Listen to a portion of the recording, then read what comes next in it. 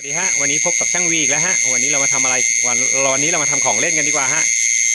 เอาไปใช้จับแมลงกระชอนนะฮะแมงกระชอนนะฮะที่คนนิยมทานรับประทานกันฮะก็ไม่มีอะไรมากครับมีชิปขยายเสียงที่สามารถอ่าน USB แล้วก็แฟลชไดร์ได้แล้วก็เมมโมรี่การ์ดได้ฮะนี่ครับ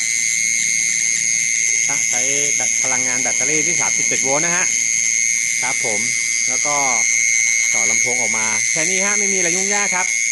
ทำง่ายๆฮะสามารถมีกดวอลลุ่มบวกลบได้ฮะลดเสียงเพิ่มเสียงลดเสียงครับอันนี้เพิ่มเสียงครับสามารถเลื่อนเพลงได้นะฮะพอดีผมไม่มีเพลงฮะผมใส่ไปแต่เสียงแมงกระชอนครับก็ดังดีในระดับหนึ่งฮะกลางคืนนี้จะเอาไปทดสอบฮะครับใครสนใจจะทำเล่นครับผมแจ้งความประสงค์เข้ามาได้ฮะราคาประหยัดครับไม่แพงครับครับขอบคุณมากครับที่ติดตามรับชมครับจากช่างวีครับสวัสดีครับ